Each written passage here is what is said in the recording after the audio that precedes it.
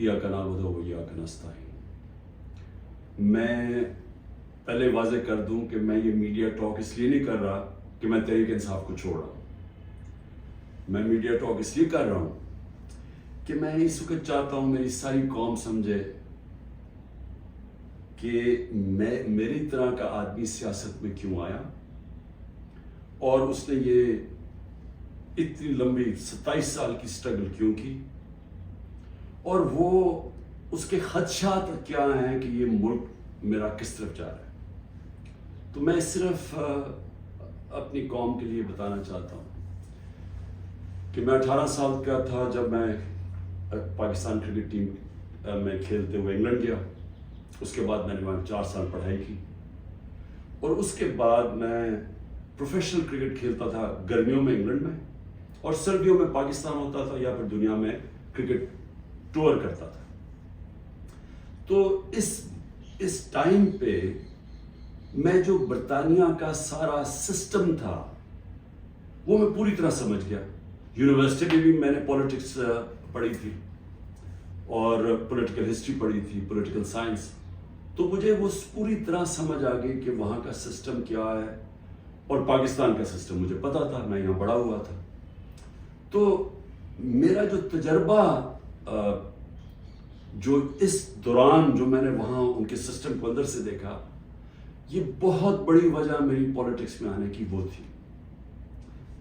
तो मैंने क्या देखा? मैंने ये देखा कि उस मुल्क की जो सबसे बड़ी खूबी ये थी कि वहाँ कानून की हुक्मरानी थी, इंसाफ था, रूल ऑफ लॉ था। और मेरा सारा जो बरतानिया के पाकिस्तानी थे उनसे मेरी मुसलसल मुलाकातें रहती थी, क्योंकि वो मैं क्रिकेट खेलता था, वो क्रिकेट मैच देखने आते थे। जब मैं मैचेस खेलता था, जो पाकिस्तानी इंग्लैंड के अंदर थे वो मैचेस पे आते थे, तो मेरा इंटरेक्शन था उनसे। तो मैं जो ओवरसीज पाकिस्तानी बरतानिया में ख़ास तौर पे उनसे फिर मेरा बड़ा करीब इंटरेक्शन रहा। तो मैं अब आपको बताना चाहता हूं कि फ़ायदा क्या होता है जब एक मुल्क में कानून की हुक्मरानी होती है, इंसाफ होता है। वो शुरू उनकी कहानियां ये थी कि वो मजदूरी करने जाते थे, क्योंकि बरतानिया में मजदूरों की कमी थी। तो उन्होंने ज़्यादा मजदूर दुनिया में से और मुल्कों से भी बुलाए, जिसमें से पाकिस्तानी भी गए। मजदूरी शुरू करते थे क्योंकि वो एक ऐसा मुल्क जिधर इंसाफ का निज़ाम था, लेवल प्लेइंग फील्ड थी। वो पैसा कमाते थे, वो फिर उस पैसे से छोटी सी दुकान खोल लेते थे। वो करते करते वो माशरा उनको मौका देता था ऊपर आने का। और वो क्यों देता था? क्योंकि जब एक माशरे के अंदर इंसाफ होता है, वो आपके हकूक की हिफाजत करता है।